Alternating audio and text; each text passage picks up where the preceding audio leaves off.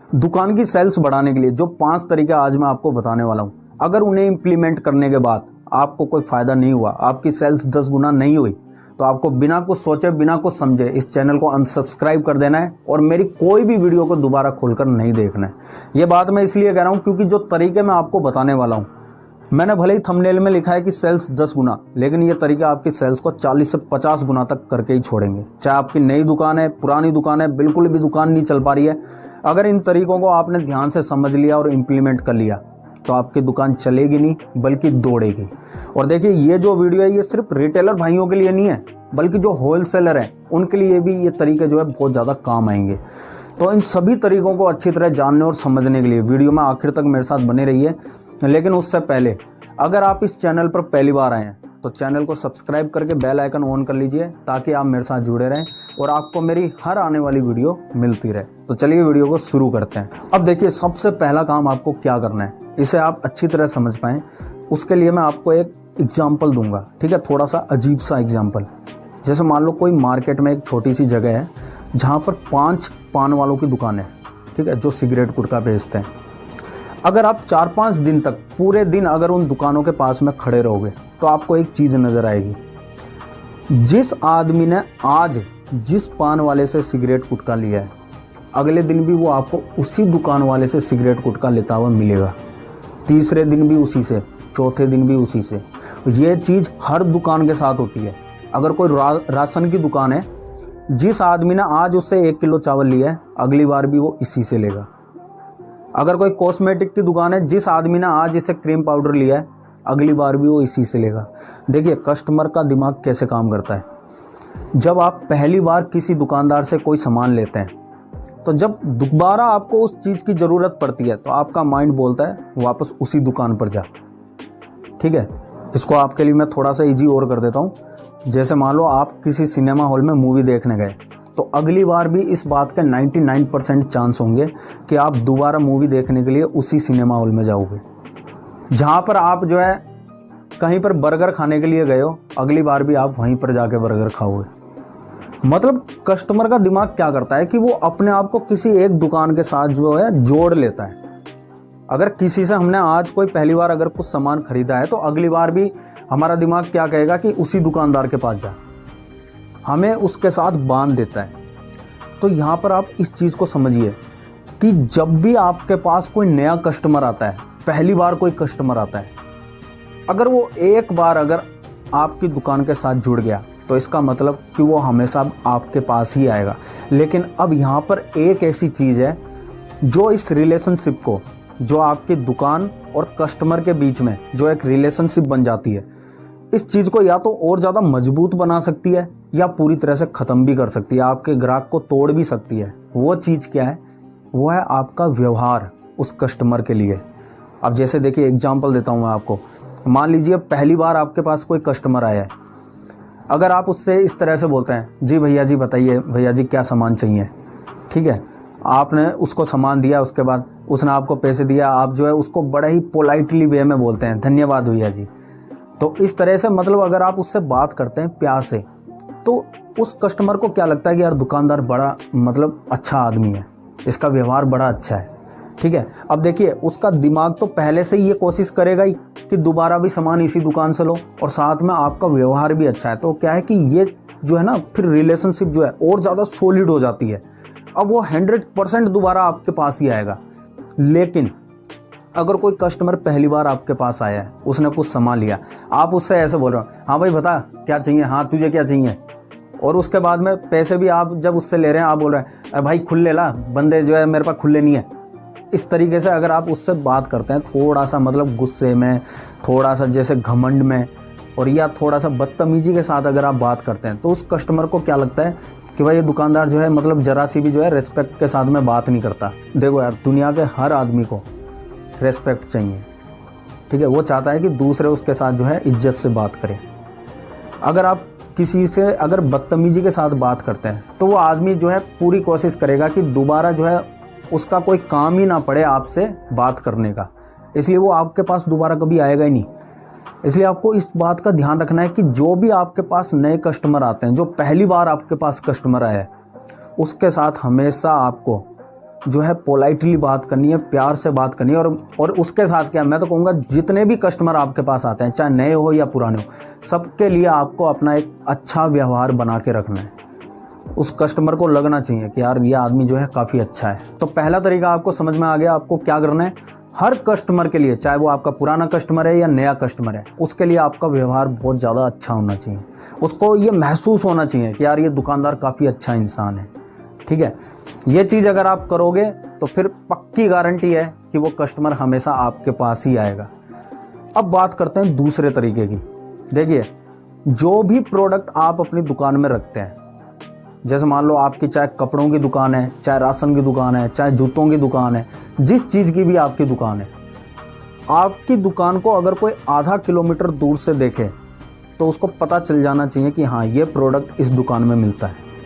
मतलब आपकी दुकान में चाहे आप सामान कैसे भी रखते हो, उसका फ़र्क सिर्फ इतना सा पड़ता है, लेकिन आपकी दुकान का जो बाहर का एरिया है उसका फ़र्क इतना पड़ता है। आपकी दुकान को दूर से देखकर ये पता चल जाना चाहिए कि ये किस चीज़ की दुकान है। फॉर एग्जांपल, जैसे मान लो आपकी कपड़ों की दुकान है, लेकिन आपने दुकान में एसी वेसी लगवा के ऐसे केबिन लगाकर बंद कर रखा है जैसे कोई प्रॉपर्टी डीलर का ऑफिस हो। दुकान के बाहर से जो है मतलब लोगों को पता ही नहीं चल रहा कि भाई किस चीज़ की दुकान है, यहाँ क्या प्रोडक्ट मिलता है। देखिए, अगर आप जैसे कपड़ों की दुकान है तो आपको बाहर जो है कपड़े लटकाने ही लटकाने हैं। ठीक है, कुछ सैंपल आपको लगा कर ही रखने हैं। जूतों की दुकान है तो बाहर एक शोकेस लगा दो जिसमें जो है जूते रखे हुए हैं। राशन की दुकान है तो बोरियों में भर भर के चावल, दाल, आटा जो है ये चीज़ें बाहर रख दो। मतलब दूर से पता चलना चाहिए कि हाँ, ये जो है प्रोडक्ट इस दुकान पर मिलेगा, ये दुकान जो है इस चीज़ की है। दूर से पता चलना चाहिए। अगर आपकी किसी रोड पर दुकान है, आप कोई जैसे मान लो नमकीन वमकीन इस तरीके की चीज़ें रखते हैं, तो आप उसे इस तरह से बाहर रखो कि दूर से ही नज़र आ जाए कि हाँ, ये जो है दुकान इस चीज़ की है। क्योंकि देखिए, जो मार्केट में ग्राहक घूम रहे हैं वो क्या है, वो प्रोडक्ट को ढूंढ रहे हैं कि हाँ, ये प्रोडक्ट कहाँ मिलेगा, कहाँ मिलेगा। अब अगर आपकी दुकान को देखकर ये पता ही नहीं चल रहा कि ये प्रोडक्ट आपकी दुकान में मिलेगा, तो कौन आपकी दुकान में आएगा? किसी का ध्यान भी नहीं जाएगा उसकी तरफ। तो ये आपको ध्यान रखना है कि जिस चीज़ की भी आपकी दुकान है उसके कुछ सैंपल आप बाहर लगा कर रखो, और एक हो सके तो अच्छा सा बोर्ड भी लगा कर रखो जिस पर जैसे कुछ फ़ोटो वोटो छपी हो, आपकी दुकान का नाम भी हो। और देखिए, ये काम आपको करना है कि आपकी दुकान का एक यूनिक नेम ज़रूर होना चाहिए। ठीक है, कई दुकानदार मैं ऐसा देखता हूँ जिनकी दुकान का कोई नाम ही नहीं होता, उनकी कोई पहचान ही नहीं है मार्केट में। उन्हें लोग याद कैसे रखेंगे? अगर किसी को रेफरेंस भी देंगे कि हाँ, ये चीज़ चाहिए, ये उस दुकान पे बढ़िया मिलेगी, कम रेट पे अच्छी क्वालिटी, लेकिन उस दुकान का कोई नाम ही नहीं है, तो वो कैसे समझाएगा उसे कि भाई कौन सी दुकान है वो? आपको अपनी दुकान का एक अच्छा सा नाम ज़रूर रखना है, यूनिक नाम रखना है, और बढ़िया सा जो है साफ़ सुथरा आपका जो होता है ना, जैसे शटर के ऊपर वाला हिस्सा धूल मिट्टी से भरा हुआ नहीं होना चाहिए, साफ़ सुथरा रखिए, बोर्ड वोर्ड लगा के रखिए। आपकी दुकान को देखकर ऐसा लगना चाहिए कि हाँ, कि मतलब बढ़िया दुकान है। ठीक है, ऐसी दुकान नहीं हो कि आप भले ही सारे प्रोडक्ट रखते हैं लेकिन फिर भी किसी का मन ही नहीं है उस दुकान में जाने का। इस तरह का आपको जो है नहीं करना है। अब बात करते हैं तीसरे तरीके की। देखिए, जैसे मान लो कभी कभी क्या होता है कि आपके प्रोडक्ट इस तरह के होते हैं जिसमें आपको कस्टमर को वैरायटी दिखानी होती है। अब जैसे मान लो राशन की दुकान है, वहाँ पर कोई ग्राहक आया, उसने बोला भैया 1 किलो चावल दे दो, चावल दे दिए, बात ख़त्म। भैया ये वाला साबुन दे दो, साबुन दे दी, बात ख़त्म। लेकिन अगर मान लो आपकी कपड़ों की दुकान है, अब वहाँ पर जो ग्राहक आएगा वो कई तरह की वैरायटी देखेगा, उसमें से कोई एक पसंद करेगा। तो यहाँ पर आपको कुछ चीज़ों का ध्यान रखना है। आपको हर तरह के कस्टमर की डिमांड को फुलफिल करनी है।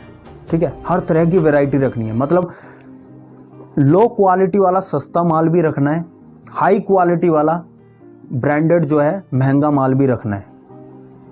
कस्टमर को जो चीज़ चाहिए उसकी पहले तो जो है उसकी डिमांड को समझो, वो चाहता क्या है। ऐसा नहीं होना चाहिए किसी को हाई क्वालिटी वाला प्रोडक्ट चाहिए उसे आप लो क्वालिटी दिखा रहे हो, या किसी को लो क्वालिटी सस्ता प्रोडक्ट चाहिए उसे आप महंगा वाला दिखा रहे हो। वो कस्टमर जो है फिर तुरंत ही दुकान से निकल जाएगा।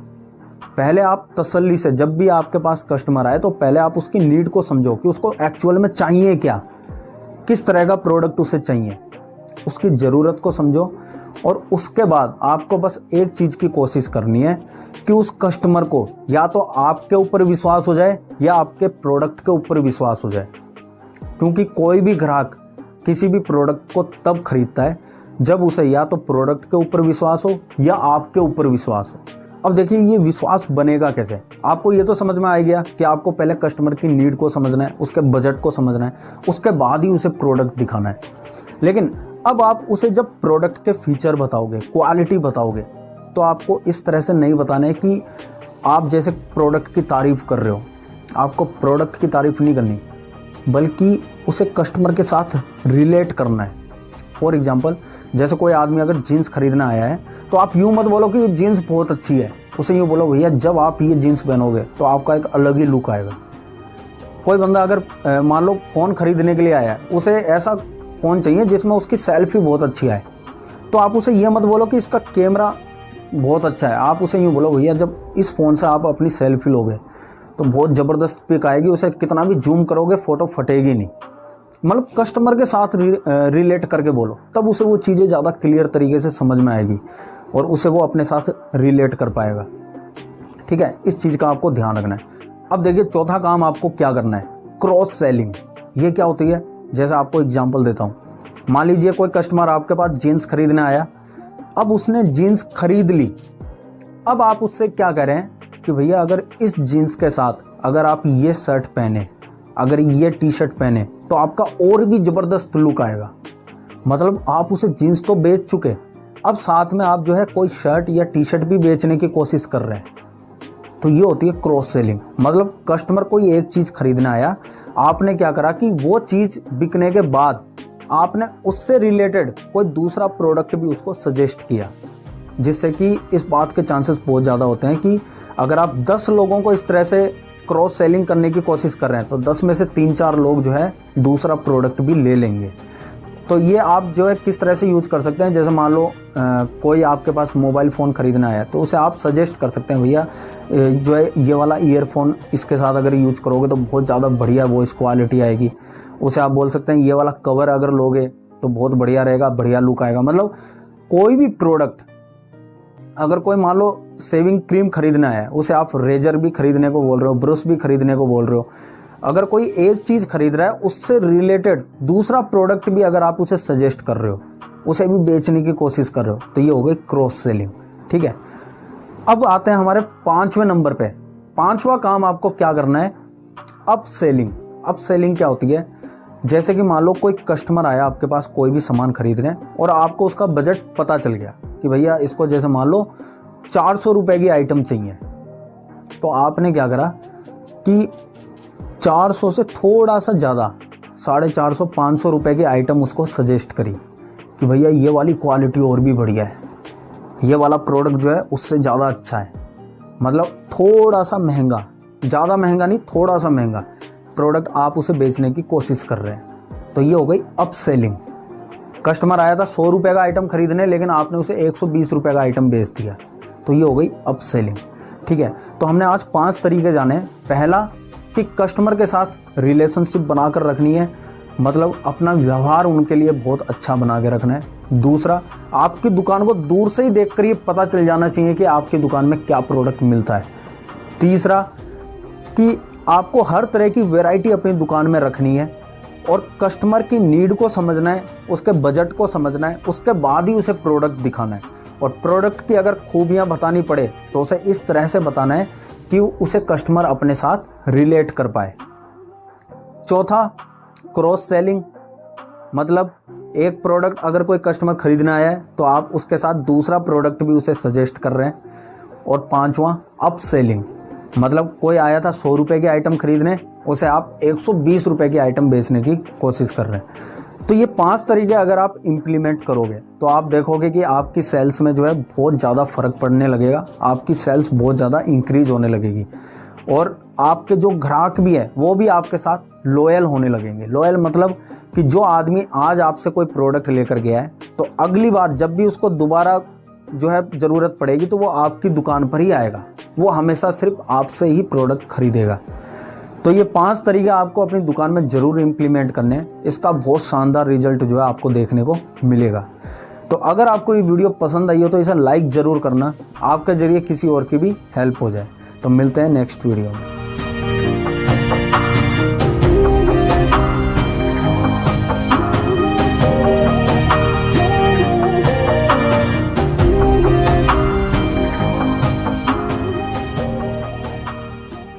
और चैनल को सब्सक्राइब करिए ताकि आप मेरे साथ जुड़े रहें, आपको मेरी हर आने वाली वीडियो मिलती रहे।